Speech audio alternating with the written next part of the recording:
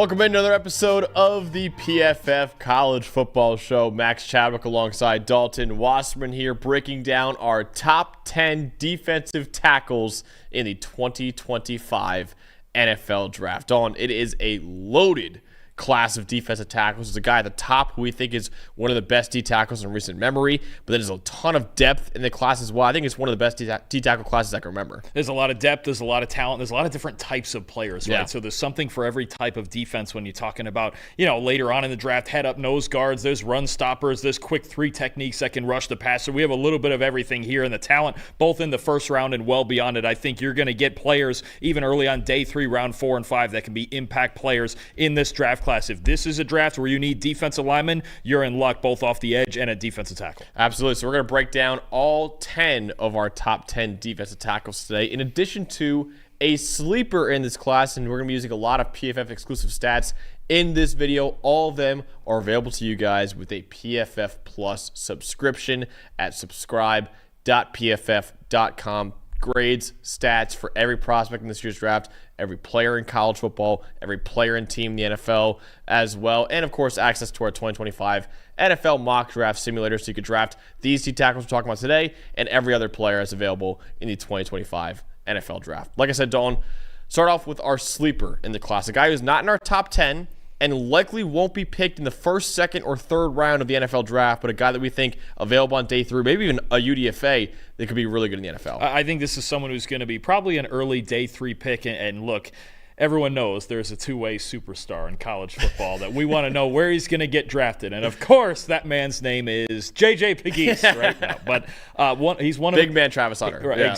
Exactly, right? No, but, I mean, you're talking about a guy who, at 320-plus pounds, way more athletic than he should be, right? It shows on both sides of the ball. You start on the defensive side, and he's gradually gotten better at Ole Miss every year, turned into a really solid run defender, and somebody I think, even for his size, is more versatile than you might think, even just on the defensive side of the ball. You're talking about 3 technique, 1 technique. He can even play off the edge. He did that a decent amount this year at Ole Miss, and I think it's funny because you look at him and you go, okay, this is one of these big nose guards, right? He's a lot like, some of these other players we have where he's a big brick wall run stopper. That's not necessarily the case. It's more he wins with his athleticism, with his quickness, and then he adds a dimension, of course, offensively. 7 rushing touchdowns this year, and I believe the number I had was I think was it 9 forced missed tackles on only 21 carries or something like that. It was a high amount of missed tackles as a Wildcat quarterback for Ole Miss. I just like J.J. Peebles' athleticism and what he could bring you as an early day 3 pick as a rotational defensive lineman. I think about a guy, you've mentioned Scott Matlock for the Chargers playing both sides of the ball. I think about a Colin Saunders who's played a similar fullback D tackle role for the Saints the last couple of years and done a nice job of it. So,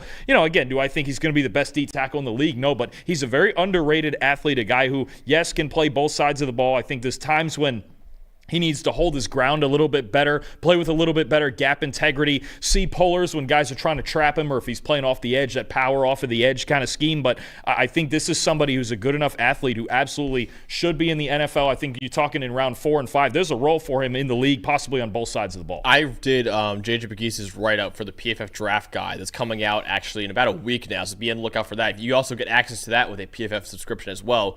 But I did J.J. Peebles' write-up for that, and I had the Scott Matlock comparison. I was like, dude, this is a guy similar size, can play a little D tackle for the Chargers, also plays a little fullback for the Chargers.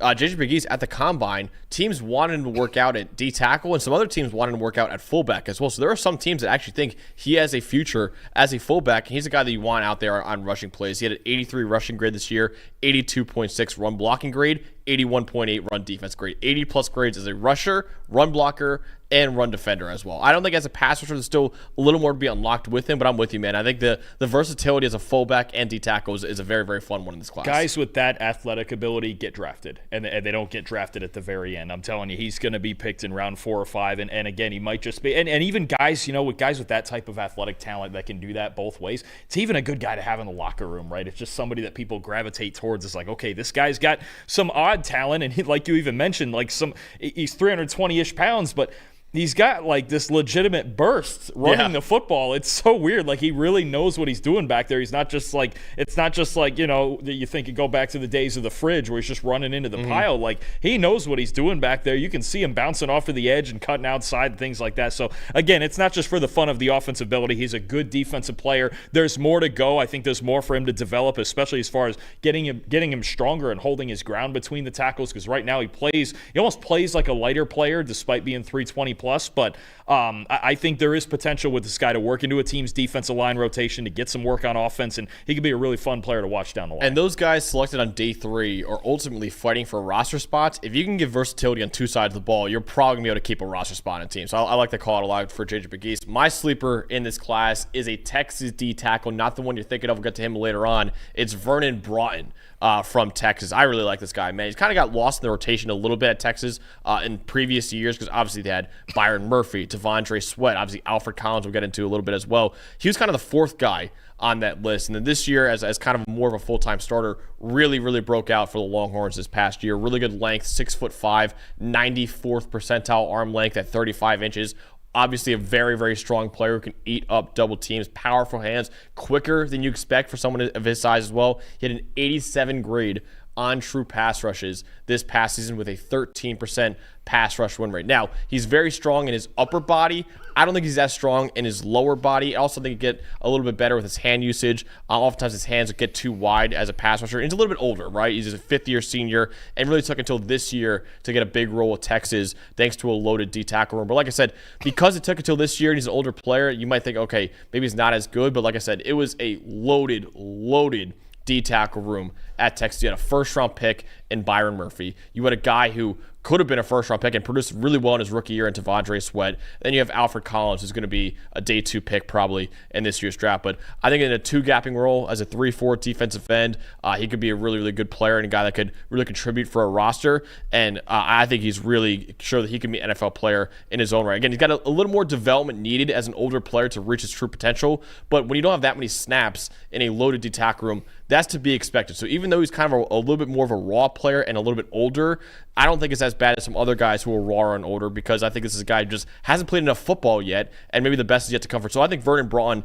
maybe he could be a better NFL player than he was in college, because like I said, he kind of got lost in the shuffle of what was really, when you look at it, like an all-time D tackle room. I think if nothing else, you could see him easily as a rotational pass rusher. And I think it's funny because we're going to look back at last year, this year, and certainly next year too, with this group of defensive players that Texas had all in one room. It's unreal. And you get guys maybe not even further down the chart. I mean, Broughton was starting all this year, but you're talking about a guy, it's almost like the fatigue thing of like, okay, last year they had Sweat and Murphy. They couldn't have two guys that good again. And I'm not saying the two guys in this draft are Sweat and Murphy, but you're right, they're pretty darn good. And Broughton's a guy, if you're looking for mid-round, I don't know, somewhere between round 3 and round 5 interior pass rush potential, I think that's absolutely a place to go. He's versatile. He doesn't have that much mileage on the tires because he didn't really start till this year, but obviously what they're doing on the defensive line at Texas, they're doing it right, and there's more on the way coming the next couple of years. So I think you're right. We're going to get into the other one in a minute here with Collins, but Broughton's a good player and a good pass rusher. He was an underrated part of that Texas defense. He is number 166 on the consensus board right now, so he should be available maybe in the 5th round, maybe even later than that too. So I think Vernon Broughton, he's my number 11 D tackle in this class. So he's a guy that just missed out on my top 10, and the fact that you probably get him in the 5th round of the NFL draft is going to be probably a steal, I think, on draft night. Let's get into our top 10 though, Dalton. Who is let's go through your 10 through 6. Who are your 10 through 6 for D tackles? 10 through 6, starting number 10. I've got Aeneas Peebles from Virginia Tech. Okay. 9, I've got Omarr Norman-Lott from Tennessee. Number 8, Tyleik Williams from Ohio State. 7, that man we just mentioned, Alfred Collins from Texas. And number 6, Mitch Kaiser's favorite, Toledo's Darius Alexander. Okay, so my 10 through 6. Number 10, I have Omarr Norman-Lott from Tennessee. 9, Darius Alexander from Toledo. 8, Alfred Collins from Texas. 7, Deone Walker from Kentucky.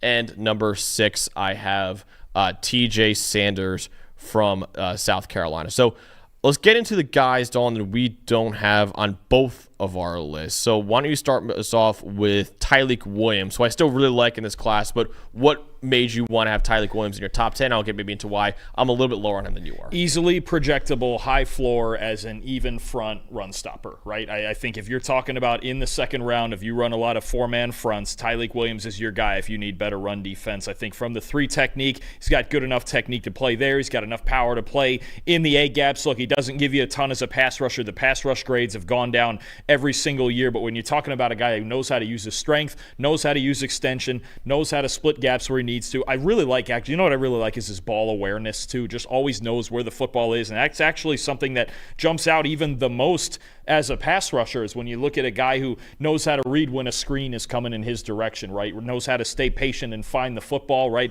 I would like him to be a more dynamic pass rusher for sure, but I think when you're talking about a guy who is, I don't want to say guaranteed because nothing's ever a guarantee, but man, there's a substantial chance that he's going to make your run defense better if you draft him. I think especially if you run a four-man front similar to what they did at Ohio State. I think you've got a guy, to me, Williams is an easy second-round pick because that's so easily projectable, right? I think about a team, four-man fronts. I think about the Dallas Cowboys, right, if they don't go D-tackle in the first round. I think about the Raiders, who I'm probably going to mention here a couple of times. I think about even a team like the Bears at 39 or 41. I think you want that run-stopping defensive tackle. They didn't have a single defensive tackle grade above a 61 in run defense last year, the Chicago Bears. If Tyleik Williams, by the end of the second round was a Chicago Bear, I'd go, yeah, that's about right. So to me, I think easily a second-round pick, probably not enough pass rush ability to get him into the first round. Again, that's dropped off every year. We've seen him gain some weight from what he had earlier in his career, but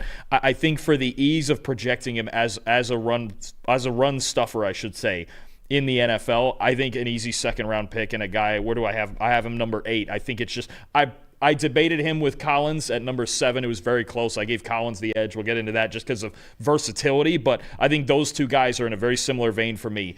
Easy second-round projection run defenders. Yeah, I'm with that. And just to, I'll have right now, I have Tyleik Williams number 12 on my D-tackle ranking. So I still think he's a very good player. Obviously, he's a very, very good run defender, one of the better run defenders that we have in this draft class at the D-tackle position. But like you said, you just don't really get anything from him as a pass rusher. He had 59.8 pass rushing grade this last year. Over the last 2 years, is a 65.2 in a true pass rush sense. 60 true pass rush grade, 6.6% pass rush win percentage. So you don't really get much as a pass rusher, and that's really what I'm looking for a lot in D tackles. But if you're a team that needs an early down D tackle, I think Tyleik Williams fits that really well. So I completely understand why people are really high on him, because I understand what he'll do at the next level, and it is be a really, really good run defender. But when you just provide basically nothing as a pass rusher, that I was kind of struggling in a very, very good class. In a worse class that we've had in recent years, he absolutely would have been in my top 10 because, like you said, he has a trump card in his run defense. But when you aren't as good of a pass rusher, I struggle to put him above some of the other guys in this class. Yeah, no, I get it, and that's where it limits it for me, because I thought coming into this, maybe there's a possibility that he's in that 5 or 6 range also. But you mentioned it, an early down player, a locked in, a really good early down player with potential in a deeper rotation. If you can rotate him out and get some pass rushers in on later downs, fantastic. Then you have the luxury of doing that, right? I even think about, maybe, just maybe, as a guy, it's been rumored the Kansas City Chiefs might think about him at 31, but they've got other pass rushers, right? And obviously, you've got Chris Jones, the best in the business. That helps. So if you have the team around him to support him that you can carry him on early downs, he could be really good for you. Yeah, even though I have number 12 on my list, I don't blame a team for taking him in the second round. Like I said, a team like the Bears or whoever needs interior run defense, it makes a lot of sense. Cowboys, Dallas Cowboys. Yes. If you don't take a D tackle in round 1, you need to think about Tyleik Williams. He would be like that Matt Eberflus 4-down defense. The exact fit that they would need. It's the exact player they would need in that defense. And that's why I'm really excited to do our team-specific big boards that we'll have coming out on PFF later on in the draft process very, very soon, because he'll be a lot higher on some of those big boards than he would be on other big boards. Whereas, like in a vacuum right here, he's not in my top 10, but for some teams like the Bears and Cowboys, Tyleik Williams is absolutely a top 10 D tackle on the board because exactly what they need at that position. All right, a guy that I have at my 7, I think. 7, Deone Walker, my guy, who we interviewed. If you want to check out that interview, he's a really, really awesome kid. He unfortunately has had not the best pre-draft process. Has been kind of a rough one, honestly, for him. But what I like about Deone Walker still, and why I still would have him probably in that day 2 range, massive player, 6'7", 331 pounds, 34 and a quarter inch arms, and 10 and 5/8 inch hands. All those numbers 90th percentile or better for defensive tackles. In 2023, as a true sophomore, he led all D tackles in the nation in pressures. He has a variety of pass rush moves. You hear those numbers of 6'7", 330 pounds. You think, okay, this guy's a bull rusher, just going to run you over. He's more agile than you'd expect. He's a kind of a spin move out there. He actually wins more finesse and power at times. 87.6 true pass rush grade over the last 2 years. Quick hands and, of course, natural strength in his upper body. Now, some of the negatives with him, he's not as strong in his lower half. In fact, most of his weight comes from the upper half of his body. He also obviously struggles with pad level at 6'7". He kind of gets upright too quickly out of his stance. Kind of has to hold his ground more, a little more. You want to see a little more violence from Deone Walker. He's only, like he said, 6'7", 330, but doesn't really play up to that size at times. Had a little bit of a down year this past year at Kentucky, 74.6 grade after being really, really good as a true sophomore. Like, Dalton, we had this guy as a top 10 pick in our way too early mock draft because it's just the physical tools and the production as a sophomore in the SEC. Took a step back this year. And then also at the Senior Bowl, we were there. He had a rough Senior Bowl and a really rough combine as well for Deone Walker. So not a great junior year and a rough Senior Bowl and a rough combine. It's been kind of a rough year for Deone Walker in terms of his draft prospects. I still think he could be a good potential 3-4 defensive end for a team. He's got production as a pass rusher and run defender. Got to get stronger in his lower half. And that should maybe help. If he gets a little bit stronger in his lower half, might be able to squat a little bit more and improve his pad level too. But I think the lower half strength and the pad level are the two big problems with Deone Walker. And what was it, playing through like a relatively major back injury all season this year, and I think he only missed one game. This is tough because if you were to watch Deone Walker in 23, you'd go, "Oh, that's a freak." We were debating Mason Graham and Deone Walker last year, and you can tell. I mean, and he still was in. I'm looking here, was still in the top 30 of pass rush grade this year, even through all the difficulties, even on that Kentucky defense, knowing, hey, that's the guy you have to block to succeed, right? And I think the big thing, if he's healthy, two things would really concern me. One, the athletic testing has not come out lately the way that we thought it would. No. Right? It looks on tape, especially as when he's rushing the passer, like, okay, for his size, that guy's a superb athlete, and the testing hasn't worked in his favor, obviously. And two, pad level. If you're not going to be that naturally strong, especially in your lower half, to be able to just anchor and have a stronger lower body, you have to play with proper pad level. And even when he was going right in 2023, it was always, okay, he plays a little bit high, right? And he's, 6'6", 6'7"? I mean, 6'7", this is someone, to me, who's turned into, okay, you're going to get him later than you thought you would at this time last year. And it's a project. If you work with him and you have some sort of plan to go, man, there's all this talent in here, and get this guy healthy and just get him developed and playing with proper technique and anchor a little better, get his lower body stronger, like you mentioned, you could hit a home run.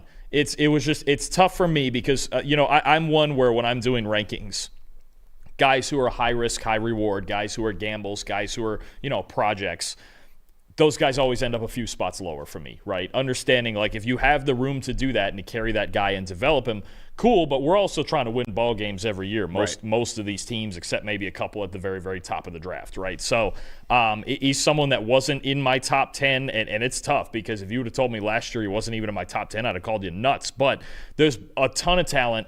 There's fundamental things that need to be fixed. And again, the athletic testing lately that we've seen, I think was it at Kentucky's Pro Day, would be really, that's concerning because he's somebody you thought out of all these guys was one of the plus athletes, maybe top 4 or 5 athlete among this group. He scored in the relative athletic score, again, maybe by Kentley Platt, which kind of scores all of your combine numbers and puts you into percentile as an athlete. He scored as a 36th percentile athlete in that. Yeah, you wouldn't expect that unless he's still injured and he's just trying to get through. Pro Day numbers too. Yeah, which sometimes are inflated. Unless he's still injured and just trying to get through it, and at which point you have concerns about the back. Was it some sort of stress fracture or something in his back all year? If that's the case, then he probably just shouldn't have tested. Yeah, and then you start to question, okay, this is a big man with back problems. Right? Yeah. Is this too many question marks for me to lock him in top 10? I think, look, on the talent, he may still go mid to late day 2. I have a feeling with everything we've seen lately, both during the season and with the athletic testing, that he could go on day 3 and just be somebody's kind of day 3 gamble to go, okay, it's not as bad a gamble on day 3, and this guy's still got a lot of talent. Maybe we'll see what we can get out of him. So he's a guy that told us that he would run, I think, a 4.6 in the 40-yard dash, which would have been a record for D tackles, especially for someone his size, would have been absolutely ridiculous. He ended up running like a 4.28, I think, or 5.28, excuse me, 5.28, I mean, not 4.28. if he even ran a 4.9 at that size, it would have been freaky, and you'd have been talking about, wow, this guy's going to rise up boards. I don't know. This entire process there's certain guys, obviously, who rise through this process, and there's certain guys who fall, and he's been one that's certainly fallen since the beginning of the season. You know who I would love to see him go to if they don't take one in the first round? I think Kansas City in the second or third round would be a phenomenal fit, because you have a guy next to him in Chris Jones who is very tall. He's like 6'6" himself, but he also plays with really good pad level when he has a strong lower half. I think if Deone Walker can learn from Chris Jones, who is kind of in that archetype. I'm not saying he's going to be as good as Chris Jones, obviously, but I'm saying he's kind of that archetype of just massive D tackles, way bigger than you'd expect for most D tackles. I think if he could learn from a guy like Chris Jones and just how he wins as a bigger defensive tackle, that I think would be the perfect situation. For sure, and a spot where they wouldn't draft him early enough to where he has to play a ton in game early on, maybe 15 to 20 snaps a game, maybe only pass rush reps, figure it out from there. But no, you're right. I mean, the key is going to be for him now development. And when that's already the key, when we can see that where there's a heavy amount of development needed, I think that's someone who might be closer to an early day 3 pick. I think so too. I think Deone Walker right now is 78 on the consensus sports. So right now he's an early third round pick, but yeah, I could see him going, somewhere in that range. And like I said, Chris Jones is a guy who plays with great pad level despite being really tall and has really good lower body strength. Those are the two things I really want to see Deone Walker develop as of right now. All right, Dalton, let's go to another SEC defensive tackle. You have at number 9, I have at number 10, and that is Omarr Norman-Lott from Tennessee. What do you like about him? Well, the highlight reel is a lot of fun, isn't it? I mean, his good reps, and he doesn't play a ton. He's only got his last game where he played 30 snaps in a game was week 3 of 2023. But the way Tennessee used him as kind of the pass rush specialist in a deep defensive line rotation, look, he's got great burst out of his stance. His first step, I should say, is awesome. His hands match that quickness. He's got really quick hands. He's got a great set of pass rush moves. He started using even a rip, a little bit of a shoulder dip this past year to add to the arsenal. It's weird with him because Trevor put it really nicely last week when we talked about Norman-Lott. So often we talk about designated pass rushers off the edge, right?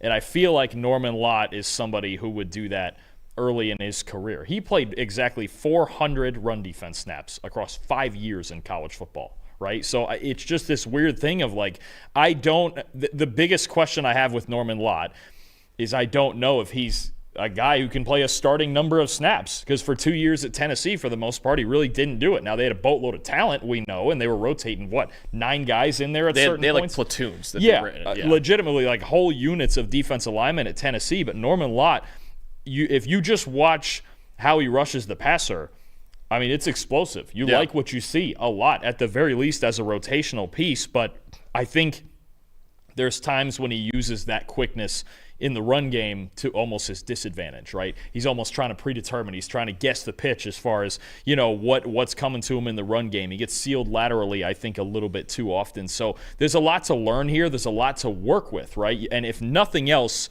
I think you can get a good 20 to 25 snap pass rusher, a really good one. At that, you got to teach him how to defend the run. You got to get, to me, this is somebody who, if you can find a way, if you're going to take him in the second round, you've got to find a way to get the stamina up where he can play 40-plus snaps for you in a game.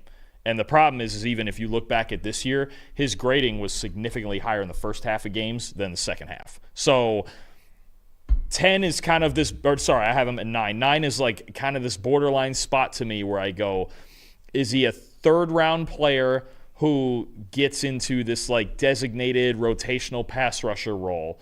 Or does somebody take him in the second round thinking there's more, I can get more out of him?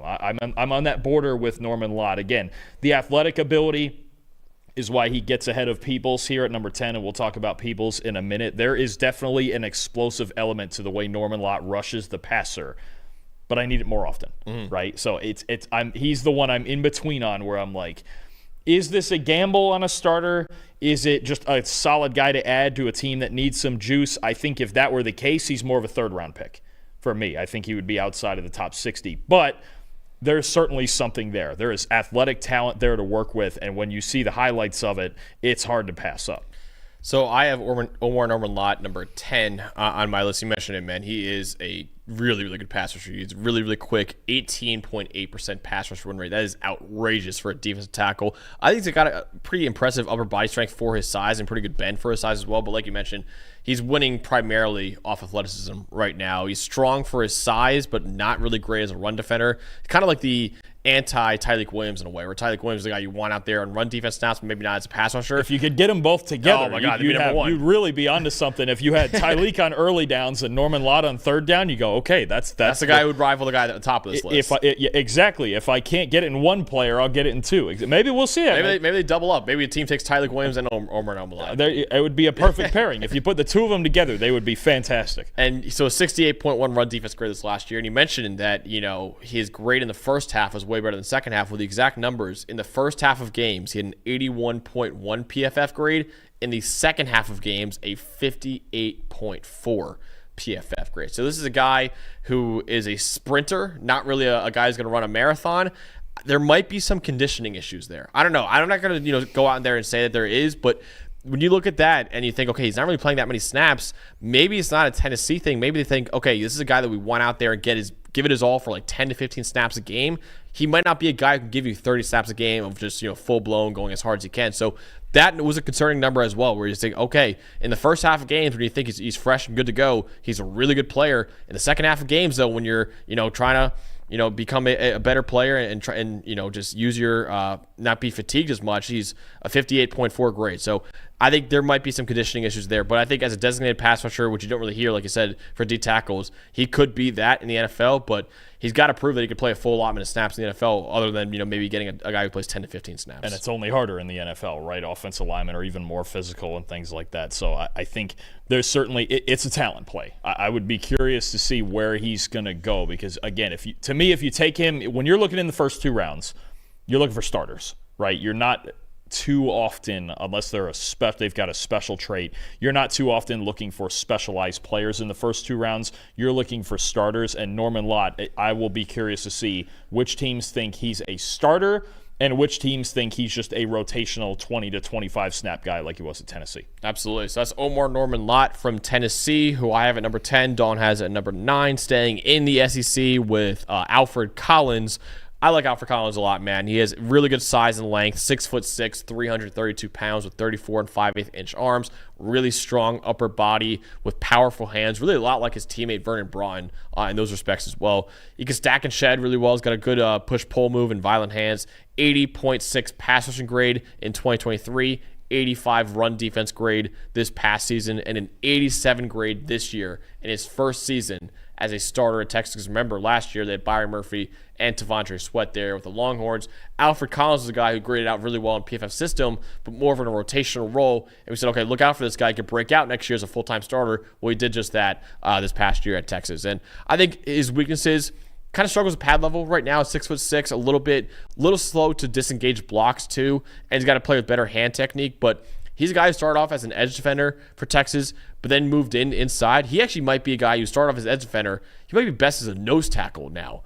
So for in the NFL, so he's a powerful player, really strong player, dominates in the run game. Needs a little more polish as a pass rusher though to be a full-time starter for a team. But I like Alfred Collins a lot, man. I think he really did capitalize on being a full-time starter with T'Vondre Sweat and Byron Murphy in the NFL. Strength and versatility and the length, like you mentioned. I think what you're talking about with Collins is a guy who you're not going to look at as, oh, look at this guy. He had 9, 10, 11, 12 sacks this year, and he tore everybody up in the box score. And because of that, he might not get, a Pro Bowl or All-Pro recognition when it comes to that. But when you talk about the way this guy grades at multiple different spots, I think the best part about Collins, Max, is that it's not just about, and there's so many of these guys that are like this, oh, he's a nose guard, he's got to play over the center, or he's this, or he's that. He's anywhere from the 0 over the center to the 5 technique over the tackles. He can play anywhere, and he has a great understanding of what his job is, right? There's guys on this list who are penetrators, and they want to get to the football, and their eyes are always on the ball, and Alfred Collins is just a guy who makes everybody else on his team better, right? Because he understands his role, especially in run defense. Again, why I have him at one spot ahead of Tyleik Williams. Tyleik Williams, it's pretty clear that he can play the 3, he can play the 1. You've got that 4 down front defensive tackle who, he's going to be a powerful presence in there.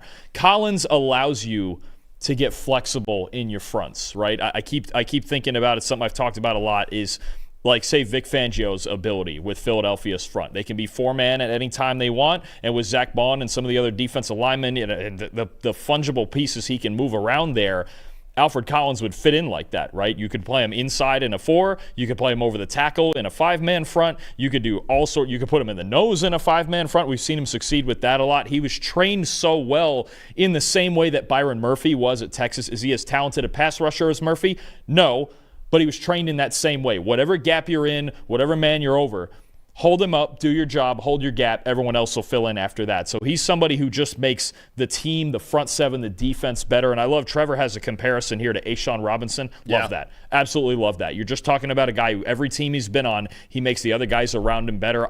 For me, I know it's not heavy pass rush production like you mentioned with Tyleik. I think Alfred Collins should be a second-round pick. I think he's just somebody who makes your defensive line better, and the fact that he's versatile enough to give you options schematically as well is a bonus for me, and the reason I have him one spot ahead of Tyleik. He's currently number 58 on the consensus board right now, so he probably could sneak into that late second-round range as well. So I like Alfred Collins a lot, man, and there's a lot to like with him as a versatile defensive lineman. He's a very, very strong player, and broke out in a major way as a full-time starter this past season, which is what we wanted to see because, like I said before, he was really, really good as more of a rotational player last year in 2023, and he kept up that production in 2024 as a full-time starter. All right, Dalton, a guy who is rocketing up a lot of boards. He's a first-round talent on the PFF big board made by Trevor Sycamore right now.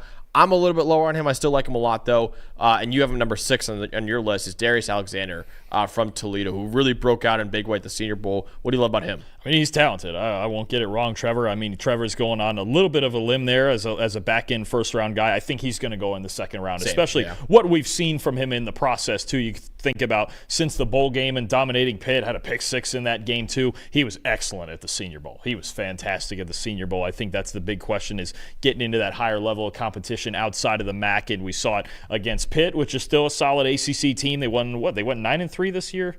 I don't know if it was nice. Somewhere in that range. There, Pitt was one of the better teams in the ACC this year, and then to dominate the Senior Bowl the way he did, Alexander was really good down there. I think what you have an athletic player, loves the swim move, loves his speed to power, the hand usage, quick hands, right? There's a couple of guys who are going to get into this top category here talking about really good hand usage. I think that's what you look at, and I think a knowledgeable run defender as well. You talk about not just shedding blocks. It's one thing to shed blocks. It's another thing to get off blocks in the direction that you're supposed to, right? Like you see guys, let's say you're on the backside of a stretch of an outside zone play, and your job really is you need to be able to stay in front and cross this lineman's face. Well, it's great if you get off the block, but if you're getting off the block on the wrong side, it's not going to work. Alexander's a guy who works to get to the right side and get to where the football is going, right, as opposed to just beating his blocker and figuring it out from there. So I do think there are some flaws. I think his get-off is a little bit better laterally than it is up the field, right? I think there could be a little bit more of a deeper pass rush plan, and I think, we're going to say this with a handful of these guys, but holding up against double teams and things of that nature drops down to one knee too often. That's one thing I see. It's stay on your feet, hold your ground, stay in your lower body, keep that wide base, and just allow, just like I talked about, what Collins does so well, Alexander could stand to do a little bit more of that. Sometimes instead of penetrating and getting around people, it is about holding your gap, it is about two-gapping, it's about holding your blocker up, right, and just creating that space for your linebackers to work. If he can do that more often at the NFL level, he can be really good. But he is a good athlete, a very knowledgeable run defender, and we're still working on the pass rush plan. Yeah, really good athlete, and he was, like I said, dominant at the Senior Bowl. And that was important for a guy like him and a guy like Mike Green as well, where two guys coming from the Sun Belt, and for Alexander the MAC, you think, okay, they dominated that competition level. What did they look like against collegiate all-stars, against Power 5 players? Well, they dominated it there too. So it was a very good Senior Bowl for Darius Alexander, a guy who rocketed up because of that Senior Bowl. Like I said, a really good combine for him as well. Pretty good first step, good build, 6'4", 305 pounds with 34-inch arms, and he was amazing as a run defender at Toledo with a 90.3 run defense grade this past year. He could forklift offensive linemen if he wants to. Now, some of the negatives, a little bit of a late bloomer. He's a 6th-year player who will be 25 years old as a rookie. Didn't really show the dominance as a pass rusher at Toledo like you saw at the Senior Bowl a little bit with a 77.5 pass rushing grade this past year in the MAC. Plays a little bit of high pad level sometimes, a little bit slow out of his stance sometimes as well. And then obviously easier competition level that we saw at the MAC, although those concerns were eased with a really good performance that he had at the Senior Bowl. But he's a really big riser in this draft class right now, a first-round prospect on Trevor's board, and obviously becoming looks like a consensus second-round pick for most people. I think he's a guy that really good Senior Bowl, really good combine. There are some questions, right? He's a little bit older. Didn't always dominate at Toledo like you would have liked to see for a guy who might be going, early second round. But I think he might just be starting to figure it out right now. So I think Darius Alexander, absolutely a riser in this class. But the fact he's a little bit older and the fact that he comes from Toledo and didn't really dominate it like some of the other guys that played at a higher competition level that I have on this list is why I had number 9 and not in the top 4 or 5 like some people. If you were making the first round argument, it's someone I think about Kansas City at 31, where you've got athletic run defender, developing as a pass rusher, but can certainly play alongside Chris Jones on those early downs. I think that might be the ceiling for me of where I could get Alexander if you were mocking it. I think if you were going to mock him in the first round, 31 to Kansas City would make a lot of sense. But otherwise, again, athletic talent's there. I think easily a second-round pick. You're going to see his name called pretty early. So Toledo, if he does somehow sneak into the first round of the NFL draft, he would become I think the second or third Toledo Rocket ever to go in the first round. Quinyon Mitchell, he would be back-to-back for the Rockets. Last year, yeah. Last year. I believe they had one more other than that, too. I think it was, if I remember right, when they were talking about it with Quinyon last year, it was a long time ago. I couldn't even remember the name. I think it was I almost want to say the 60s or something. Oh, 1993, Dan Williams went 11th overall to the Denver Broncos. That was it, though, and then Quinyon Mitchell. So they've had 2 ever. And if Darius Alexander goes first round this year, it would be back-to-back. So they'd have 3 all-time and 2 back-to-back. And Quinyon Mitchell, Darius Jason Alexander. Candle's got it going on defense. They do. That's for sure. I'm sure there's more coming behind it because that's what you do. In the MAC, you play defense. It's hard-nosed Midwest football in the MAC, and Toledo certainly built it as well as any program in that conference. Absolutely. So, yeah, it would be really, really cool if Toledo could have back-to-back defensive guys go in the first round of the NFL draft. If Darius Alexander is able to go in the first round, I think more, I agree with you, probably more of a mid-second round pick right now. So number 46 on the consensus board right now. So that wraps up Darius Alexander. Before we get to some of the guys who made the top 5 of our list, we've got to talk about the sponsor of the show, and that is Fabric by Gerber Life. What does your child's future success look like to you? A job they're passionate about, traveling around the world, or just being happy and comfortable. Whatever their journey, you can help make it easier to achieve with a kid's investment account from Fabric by Gerber Life. By making a contribution to your child's future today, you can help give them the means to pursue their dreams, big and small. Fabric by Gerber Life is designed by parents for parents to make it easy to plan for and manage your family's financial path. With a kid's investment account from Fabric, you can start investing in your child's future today. Kids can't invest when they're minors, but a kid's investment account allows them to invest on their behalf now, giving their investments more time to grow. It's all online, and setting up an account can take you just 5 minutes. Then you can manage your child's account and monitor their investments right from your phone. It's all online. Manage your child's account and monitor investments right from your phone. Start with just $20 with no contribution limits, tax advantages, and your funds are SIPC insured up to $500,000. Plus, no commission fees and just a low, flat monthly maintenance fee. Join the thousands of parents who trust Fabric to help protect their family. Start investing in your child today at meetfabric.com/PFFcollege. That's meetfabric.com/PFFcollege. meetfabric.com/PFFcollege. Portfolios managed by Fort Washington Investment Advisors Incorporated. Additional services provided by Apex Clearing Corporation. All investing is subject to risk. Learn more at meetfabric.com. All right, Dawn, I kind of want to the guy I'm really, really high on in this class right now. You have a little bit lower, and I completely understand why. He's number 137 on the consensus board. He could have been a sleeper pick for either of us, but he made the top 10 of your list, and he made the top 5 of my list. I freaking love Aeneas Peebles from Virginia Tech. So he is a guy who transferred in to the Hokies from Duke, and he was a dominant player at Duke, dominant player at Virginia Tech. He had a 92.2 pass rushing grade over the last 2 years. That is the best in the country by nearly 3 points. 18.9% pass rush win rate over the last 2 years. Best in the nation by over 2%. 12.9% pressure rate over the last 2 years. Third among all D tackles in the country. So easily been the most productive pass rusher in the nation at D tackle over the last 2 years in the ACC. Elite first step, elite explosiveness, really good pass rushing plan as well. He's a high effort player with a high IQ for where the ball is going. Effective run defender too, despite his lower weight profile. 81.3 run defense grade over the last 2 years. And I thought he had a really good week at the Senior Bowl as well, which is really important for him. Now, his measurables, which is why he's a little bit lower on the consensus rankings, why Dalton probably is lower as well, they won't do many favors. His height is in the 9th percentile, weight 5th percentile, arm length 5th percentile.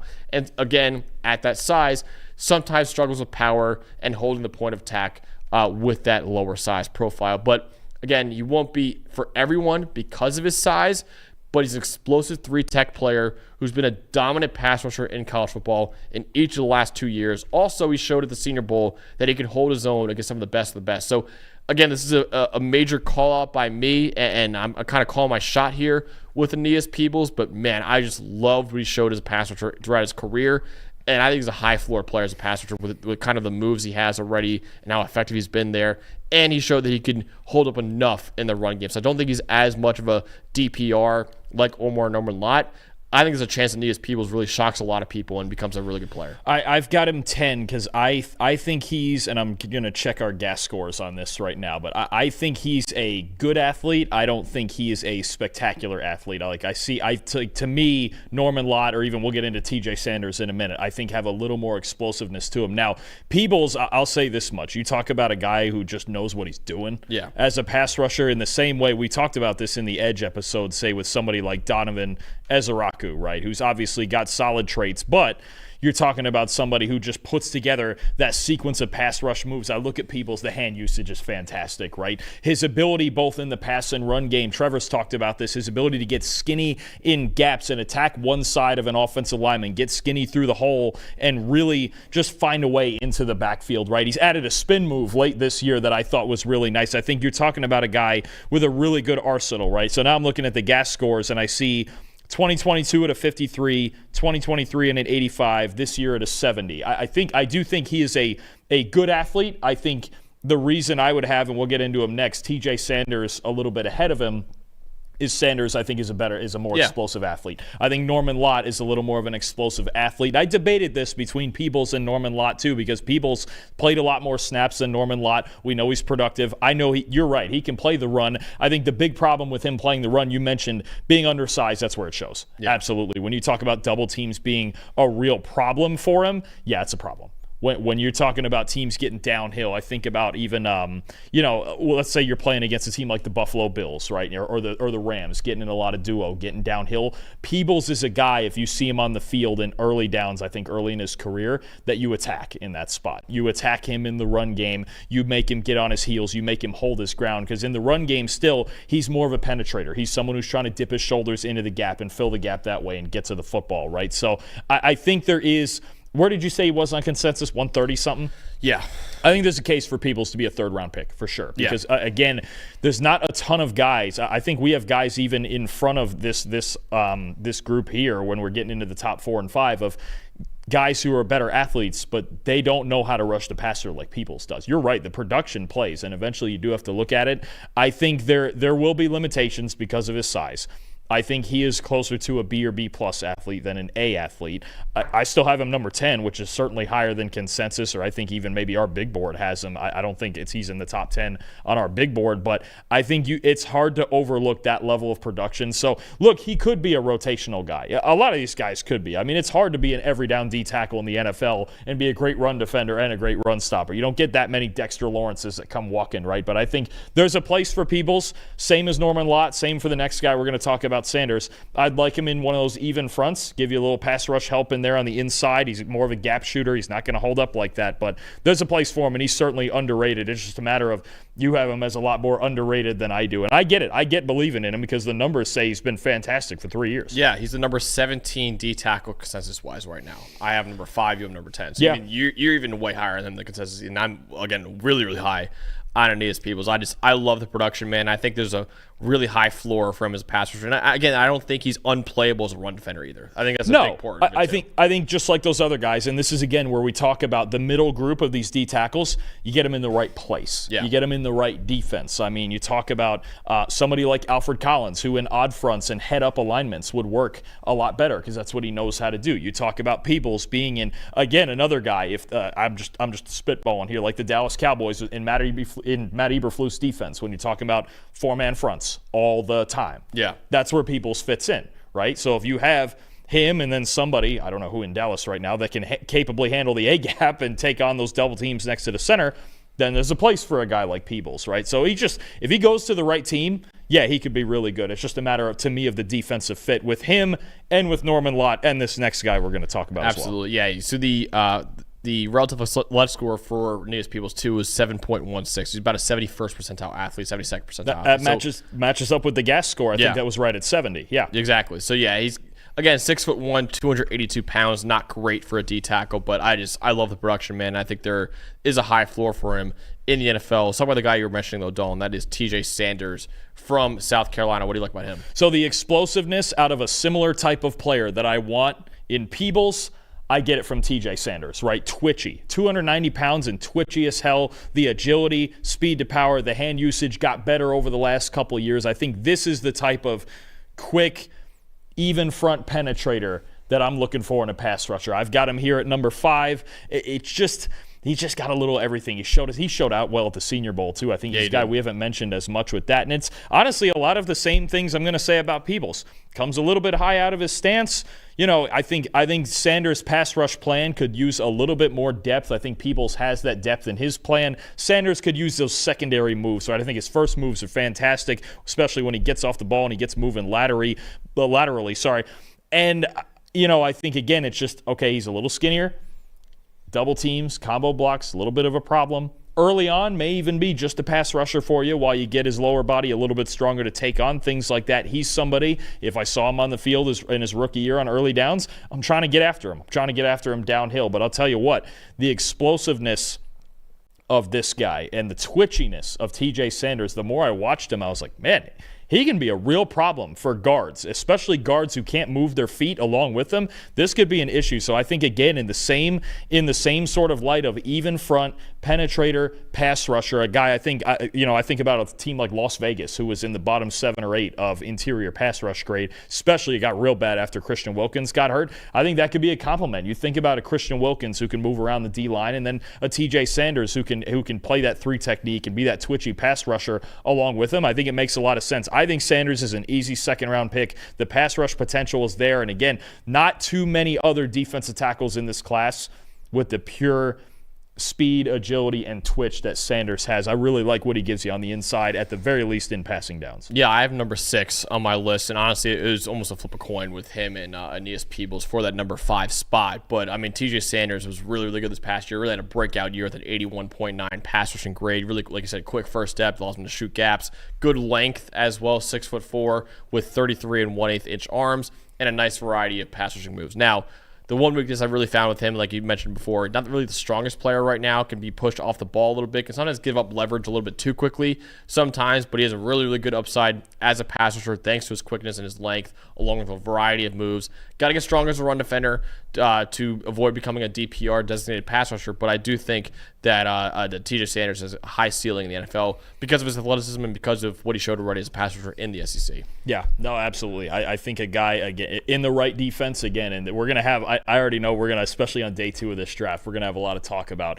this guy in this certain defense. I'm going to love doing the team fit parts of this, especially with this group of defensive tackles, because there's so many different places in my head that I'm already plotting out, not just for, Sanders and Alexander and Peebles, and even I look at further down guys like a CJ West and guys like that where I'm just like, man, you are going to get some really fun players that go to just the right team fits. It depends what they need. It depends on the alignments, and I think if they go to the right place, a lot of them could be really good. So we went over all of the guys from our sleeper to the 10 through 5 range now. We have the same top 4, just not in the same order for the top 4, but each of our number 4s, Dalton, is Derrick Harmon from Oregon. I'm a big fan of Derrick Harmon. Obviously, he had a major, major breakout year for the Ducks this past year. In fact, he and Mason Graham were the only two Power 4 D tackles who had 80-plus grades as both pass rushers and as run defenders. He had 55 pressures this last year, Derrick Harmon did.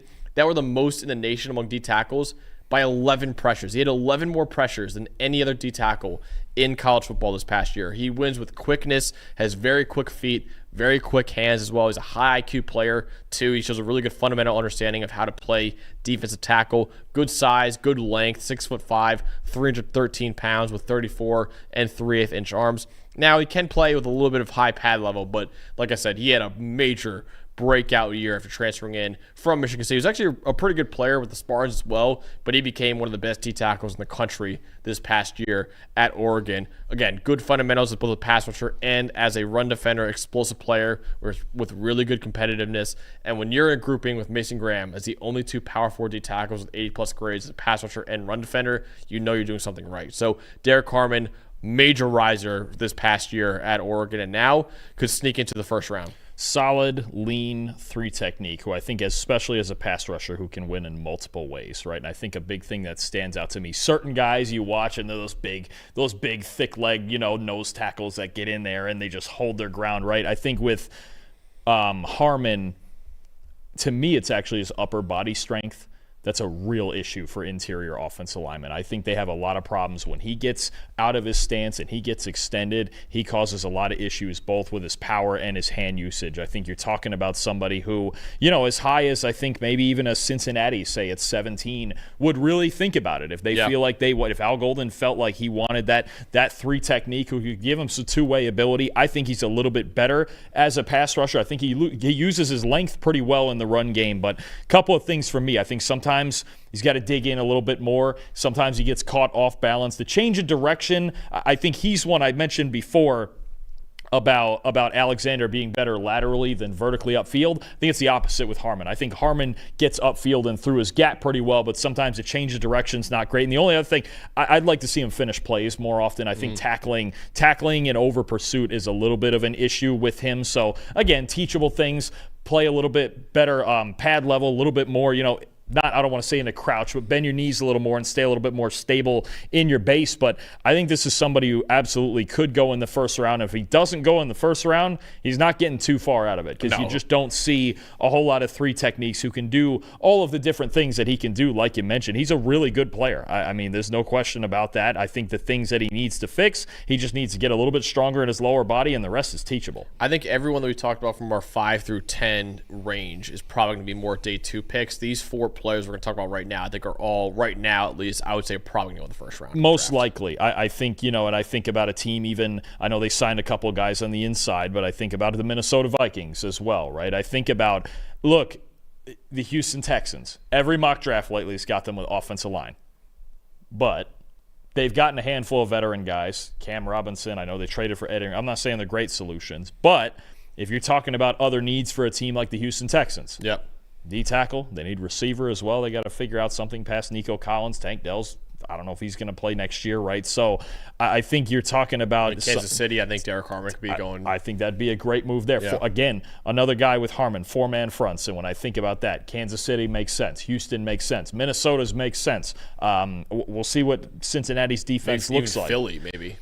Oh, yeah, they just keep stacking them. Yeah, like they need more help after losing Milton Williams. I mean, legit. But you're right. In the same vein, though, of 3 technique, pass rusher. Milton Williams led the league in pass rush grades. If you want the direct replacement, and Harmon's sitting there at 32. Why not? You're absolutely right. So defenses like that, I think he's versatile enough, but I'd prefer him as that 3 technique who can rush the passer, get his lower body a little stronger. He's going to be a good player. So we agree on number 4. Derrick Harmon is each of our number 4 D tackles in the NFL draft from Michigan. Obviously from Oregon. The guy, Dalton, that you have at number 2, that I have at number 3, and a guy I have at number 3, you have at number 2. Who is your number 2 D tackle in the draft? I thought we were agreeing on a lot here. I was going to say we were agreeing on too much there for a second. We were. You set it up like we were agreeing on a lot. We can't agree. We just agree at number 2 and number 3. Yeah, we can't agree on too many things on this show. So who do you like at number 2? Who is right behind Mason Graham for you? The other guy at Michigan, that's big Kenneth Grant. And I think it's just so easy to see with him what his role is going to be and how good he's going to be at it, right? I think he's somebody who could be in consideration as high as maybe number 12 to the Cowboys for what they need, right? You're talking about a 340-pound space eater who is not a normal athlete at 340 pounds. It's ridiculous the way he can move sometimes. There's the famous play where he ran down Katron Allen from behind, right? I mean, the swim move to get around blockers, to quickness, he can still stack and shed with power. He's even at that size quick enough to be the looper on stunts, which is ridiculous because usually you talk about a guy built like Grant is going to be the first guy to go as the penetrator, and then whatever's coming behind him is coming behind him. But I mean, there are times you watch Kenneth Grant, you're like, that's an alien. What's the Jim Harbaugh quote? Gift from the football gods? He called him God's gift to football, yeah. Yeah, I mean, that's about right. Look, he's at 6'3", he gets in trouble a little bit when his pad level gets high, and I don't think he's ever going to be an elite pass rusher, but when you talk about trying to build a guy, I continue to think, too, about DJ Reader and all his years in Cincinnati, even back in the days at Houston and now in Detroit, the impact he has on the rest of a defense. I think about those years when DJ Reader was with the Bengals. When he was on the field, top 5 run defense. When he was off the field, bottom 6 to 8 run defense. Yeah. I mean, it's that much of an impact. When you rarely see him move backwards because he's 340 and he's powerful.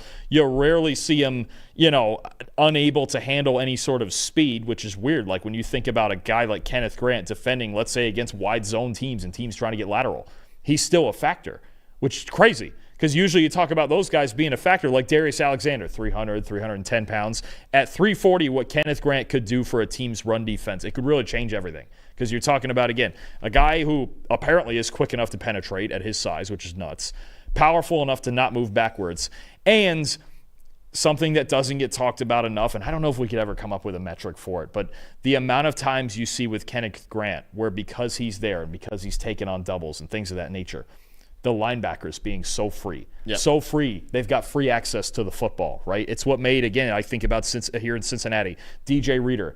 And then you have Logan Wilson and Jermaine Pratt just running free to the football because everyone's occupied with trying to block a Reader, with trying to block a Kenneth Grant. And he allows you to have an quote-unquote undersized-ish guy like Mason Graham next to him, and you can start building a really complementary defensive line. So I think Grant, to me, it's too easy to project. I know, again, guys get paid to rush the passer, but when you're this good and you have this much of an impact on a football team, especially in a league where all of a sudden Derrick Henry, Saquon Barkley, Josh Jacobs, all these teams running the ball is cool again, you need guys like Kenneth Grant to stop that. I mean, he's not your typical nose tackle either, though, right? You mentioned how good he is as a run defender. Like, he's still a really good pass rusher, too, at Michigan. So. Sure. I mean, I think, again, you're not going to see the high-level sack production. I don't think you're going to have a year where Kenneth Grant gets 12, 13 sacks, whatever, that's on the elite number for inside guys. But he is a pocket pusher. He is a problem. And if you mess around and you think he's not going to give you the swim move and get around you, he's going to do it. So I think certainly, if you're talking about an elite run defender and a B to B plus pass rusher, that's one of the best D tackles in the league. That's I mean, you start talking about where guys like Dexter Lawrence get to and things like that. So again, will he be that good? I'm not sure, but the impact he could have on an entire defense and the way he changes, especially in the run game, I think it's a guy worth having in the top 20. Over the last 2 years, 86.8 PFF grade for Kenneth Grant. He's been a dominant player at Michigan. Like you mentioned before, elite explosiveness, right around 340 pounds. He's able to shoot gaps in the run game with that explosiveness and the strength to win one-on-one or eat up double teams as well for him. And I think a couple of the weaknesses I found, hand usage as a pass rusher needs a little bit of work, and also maybe want to be a tad more aggressive sometimes as well, but he's easily the top nose tackle in this draft thanks to his elite size and quickness combination. If he develops a little bit more as a pass rusher with his hand usage, he could become one of the best nose tackles in football, honestly. So I love Kenneth Grant as well. I think he's worthy of being a top 25 pick of the NFL draft and probably could go a lot higher than that in draft night. Yeah, no, I think there's so many teams I think about with him. Dallas at 12. Some have thought Arizona at 16. Cincinnati at 17, Minnesota at 24. I still think another one. I think about Houston. If he ever fell to 25, go ahead. Go ahead. You want to fill out your defense and have your run defense start catching up to where your pass defense is at, which is elite. You take Kenneth Grant to play between Anderson and Hunter, and you go, who the hell are we going to block? I mean, it's a thing. It's something like that. A scenario. Again, I talk about Houston. It's going to be a topic of conversation. Okay.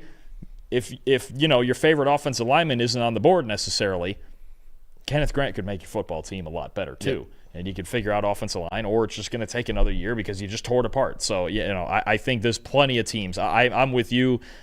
Kenneth Grant, no way he's getting out of the first round. No. I think very possible as high, if they get over the Michigan D-tackle trauma they've had the last couple of years, possibly as high as Dallas at 12. And Drake Holiday in the chat is even saying Chargers, like you said, Jim Harbaugh called him God's gift to football. Oh, you talk about replacing Poona Ford. You couldn't do any better than that. I can see. I mean, that's ridiculous. I mean, that's exactly. He'd be setting himself up long term for what he just had this past year with Poona Ford. We already know Jim Harbaugh loves Kenneth Grant. You know, if you call him God's gift to football, you know that already. So yeah, I definitely think number 22, the Chargers, might be his floor. Honestly, I don't see Kenneth Grant going too much lower. Jimmy won't let him go. I don't know. I don't know if he'll let him get past there. Now, what if he had to pick between Grant and Loveland?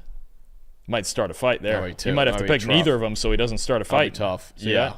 That would be tough. Donnie says that Walter Nolen is DT2 in this draft, and I agree with Donnie. Prove him right. Feel free. I have Walter Nolen as my number 2 D tackle in this draft. Kenneth Grant is very close to him as well, but Walter Nolen finally broke out this past year at Ole Miss. He was the number 1 recruit in the country in the 2022 high school class. He actually was above Travis Hunter in that same ranking, and finally showed why this past year as a junior.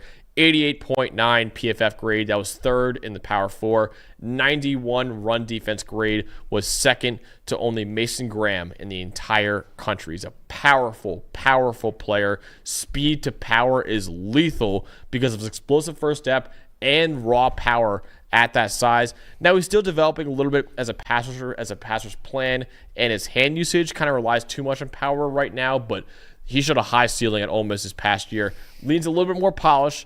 Ridiculous physical gifts, though, and that made him the number 1 recruit in the 22 class. And a guy, Dalton, that we talked about this before, you see guys at A&M transfer out.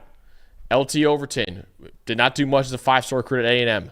Goes to Alabama, breaks out, and is now one of the top edge rushers in college football. Walter Nolen didn't do much in his 2 years at A&M, goes to Ole Miss, breaks out. Nick Scorton transfers in to A&M. Not nearly as good as what he was at Purdue. And obviously Shamar Stewart and Shamar Turner, guys have not great production over the years. It's not really a school. Now, Mike Elko knows how to coach defense. I'm not saying he doesn't know how to coach defense, but it's not a coach that creates stars on defense. He's more of a guy that has a cohesive unit defensively. So I think some of the times you talk about this Texas A&M stuff, you got to keep in mind, no one's really doing it at A&M, right? So I think that's important to keep in mind. Also, with the whole Jimbo Fisher era at A&M, too, they were not doing well at developing talent at all.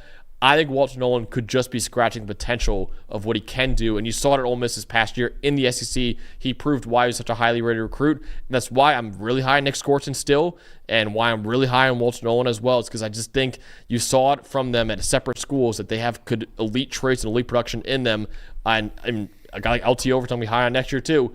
That's why I think you got to keep that in mind with them. The talent oozes out of Walter Nolen, that's for sure. And I think you could even see it at the Senior Bowl when you watch him in position drills or you watch him in one-on-one drills, where it at times looks like he moves at a different speed than the rest of them, right? Mason Graham obviously wasn't down there, so Nolen, you could argue, was the most talented defensive tackle, was down there in Mobile. And you just watch his get off, you watch his hands, the quickness of his. I've talked about a couple guys here that have quick hands. Yep. This is another level, right? This is another level where when he puts together a plan and he puts together a better pass rush plan and just a better idea of what to do with all of this talent that he has.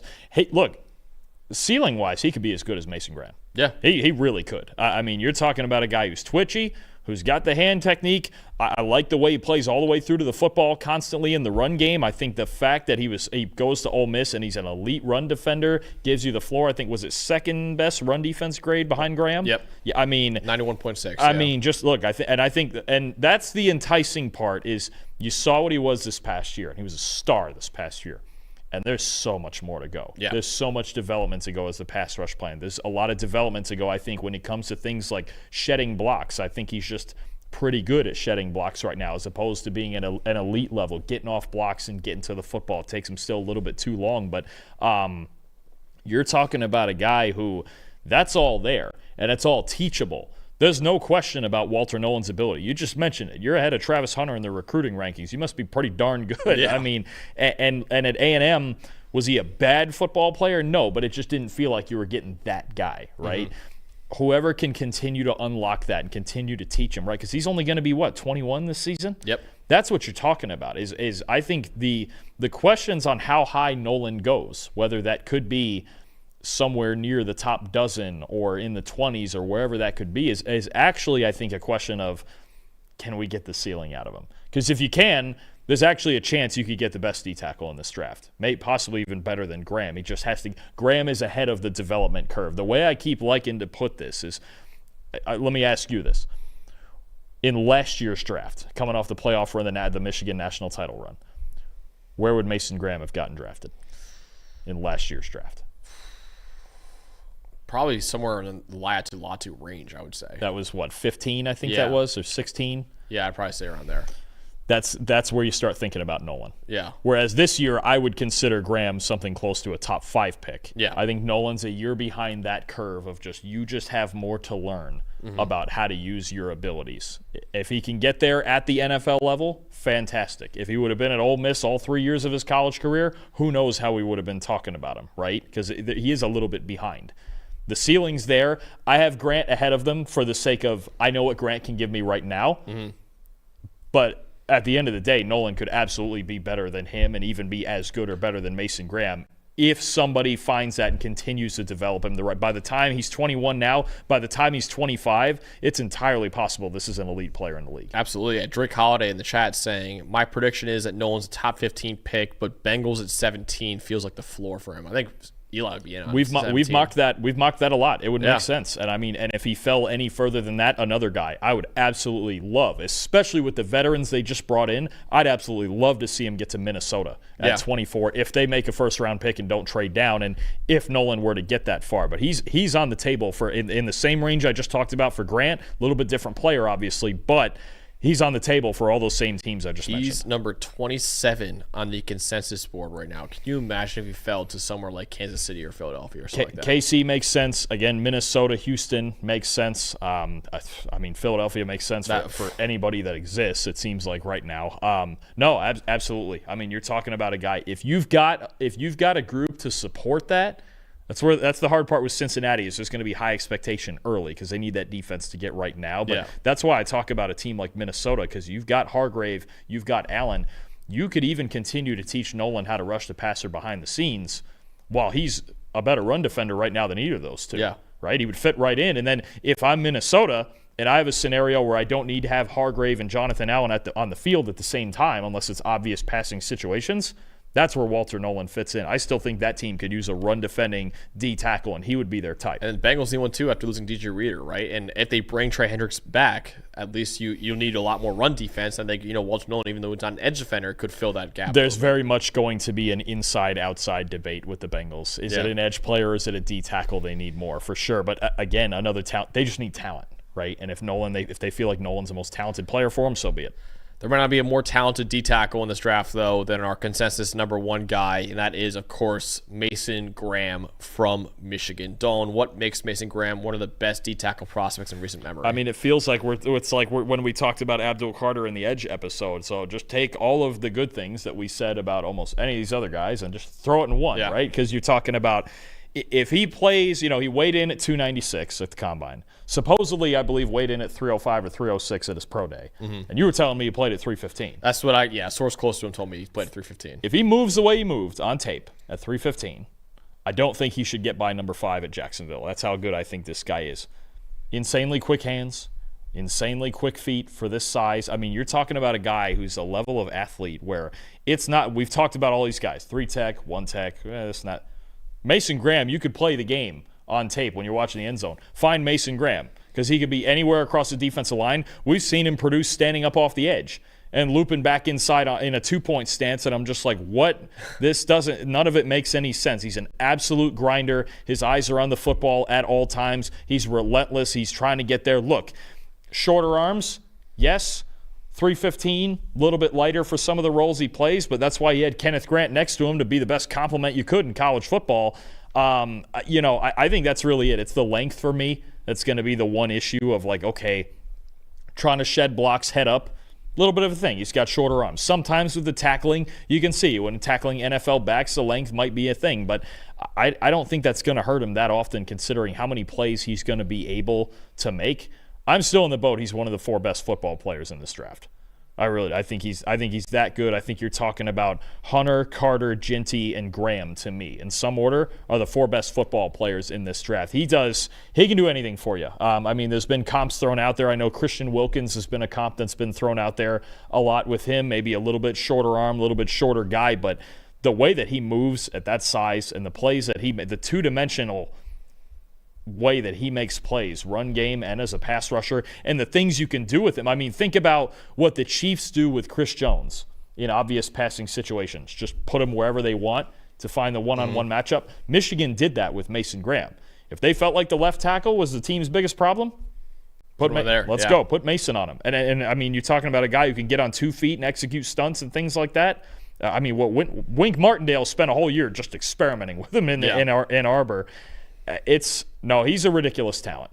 And you know, we actually also, your take on this, because here was mine. We got a question in the chat last week on the NFL show with Trevor about, is Mason Graham, was he only like able to do all the things he could, and he was just kind of like, because Kenneth Grant was next to him taking up all the blockers?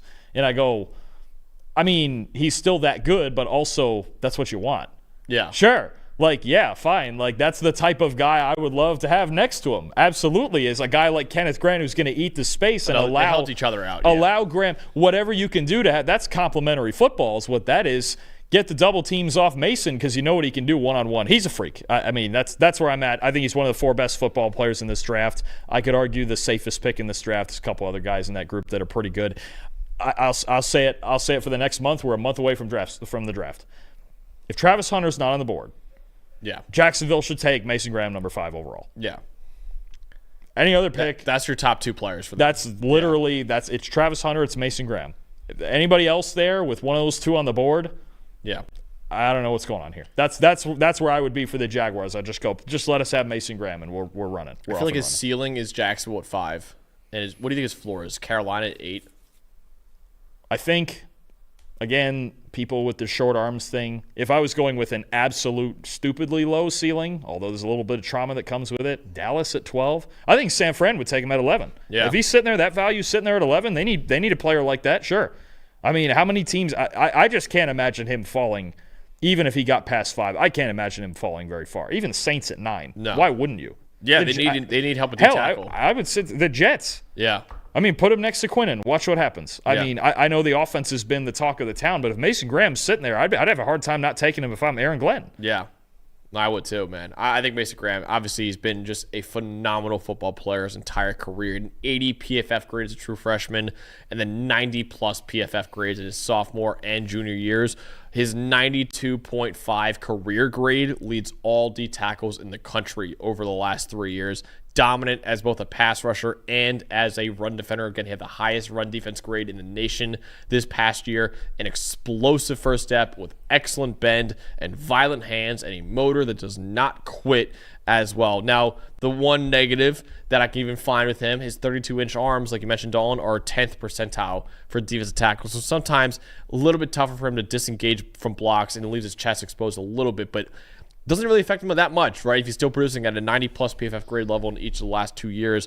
I think this guy is in the same vein as a Quinnen Williams, as a Jalen Carter, as the best D-tackle prospects we've seen in the last 5 or so years, because I think he's that good of a player. Arguably the highest floor of any player in this class, and I think he's worthy of a top 5 pick. Ideal fit as a 3-tech and a 4-3 defense, but like you said, he could play anywhere, honestly, on a defensive line as well. And I think Jacksonville at 5, with the new GM, James Gladstone, there's actually a question asked of him by a reporter saying, hey, you guys need D-tackles.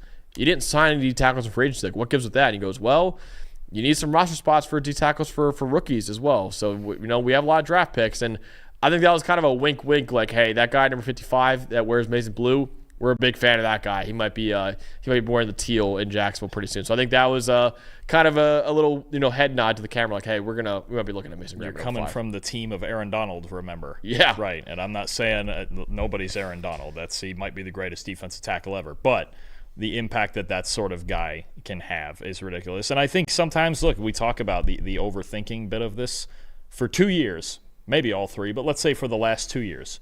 we have watched Mason Graham be, no doubt, the best defensive tackle in college football. Yep. Without question. Yep. I don't have any other arguments. I don't have anybody else. He won that Rose Bowl game by himself. Oh, the Alabama game? Yeah. And it's funny because in that game, I don't know that he had more than maybe one or maybe two pressures. Mm-hmm. That was the run defense in that game. Yeah. I mean, they stood no chance in run defense. Yeah. I mean, so you're talking about I don't think a player we have to overthink that much. No, I think, I thought Jalen Carter was a top 2 or 3 prospect in the draft. I thought Quinton Williams was a top 3 prospect in that draft. I think Mason Graham is on that level as well. It's a guy who changes your defense. If he gets by Jacksonville, I would be shocked. Yeah. The Jets would heavily consider him. The Panthers, I'll tell you what, you talk about complimentary and what we just talked about with him and Grant. Mason Graham and Derrick Brown, you couldn't do much better than that. Even I mean, Chicago at 10, right? It would, yeah. I honestly, it's almost like any team at that point is like, dude, anybody. This is somebody, and this is where you get the elite prospects. When we talk about Hunter, Carter, Graham, Ginty, maybe McMillan, like you're talking about guys. We've talked about so many guys who are scheme fits and system guys. Right? At a certain point, team need does not matter. It's like, dude, this guy's way too good of a player. Team need doesn't matter. Scheme doesn't matter. Get him in there. Yeah. Put him on the field. Put his friggin' helmet on, and he's going to do something right for you. So, no, Graham, just a fantastic football player. And, again, no question, over the last 2 years, best D tackle in college football. It's not even close. Dominant. Like I said, 92.5 career grade that leads all D tackles in the country, and just the tools that goes along with that. The lower weight he came at the combine is not indicative of what he actually played at. He played at 315 this past year at Michigan, which is obviously good enough for the NFL, and his tape is very good enough for the NFL as well. So, Dalton, let's go over our top 10 D tackles in the 2025 NFL Draft, one of the best positions in this year's draft. What is your top 10? All right, my sleeper beyond those top 10 is two-way superstar J.J. Pegues from Ole Miss. Number 10, I have Aeneas Peebles from Virginia Tech. 9, Omarr Norman-Lott from Tennessee. 8, Ohio State's national championship winning team, Tyleik Williams at defensive tackle.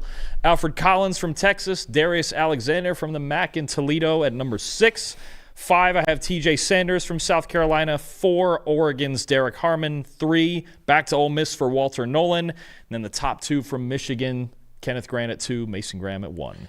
My top 10, I have Vernon Broughton as my sleeper and also my number 11 player at D tackle. At number 10, I have Omarr Norman-Lott from Tennessee. 9, Darius Alexander from Toledo. 8, Alfred Collins from Texas. 7, Deone Walker from Kentucky. 6, TJ Sanders from South Carolina. I am calling my shot at number 5 with Aeneas Peebles from Virginia Tech. And at number 4, I have Derrick Harmon from Oregon. 3, Kenneth Grant from Michigan. 2, Walter Nolen from Ole Miss. And, of course, number 1, Mason Graham from Michigan. So that wraps up our top 10 D tackles in this year's draft. Obviously, we went live today around 1 p.m. on Mondays. We're doing this every Monday and Thursday, going live at 1 p.m. on this YouTube channel. So make sure you guys subscribe to the channel so you don't miss any of our live shows. I think we have a linebackers are next, right, on Thursday? Yeah, we're going to do linebackers. All right, top 10 linebackers in the 2025 NFL Draft coming out this Thursday, and plenty more draft content as we get, a month away now? Exactly a month from today is the 2025 NFL Draft. So can't wait to go over with you guys, and a lot more content coming out surrounding the draft as well. For producer Eli back there, for Dalton Wassman, I'm Max Chadwick, and we'll see you guys on Thursday live at 1 p.m. with our top 10 linebackers in the 2025 draft.